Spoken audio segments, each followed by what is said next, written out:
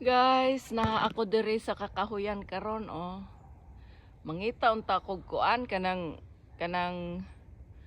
amo o mangko kaagig amo diri. Oh. Mo ni bisag kakahuyan. Naa siya kanang magbaktas bitaw kanang mga tao magbaktas sa kapuyo naa siya lingkuran. Oho. Nya kanang mubutang diri kanang naay kwarta nya kanang mga patay ba sa kanang kuan sa donation.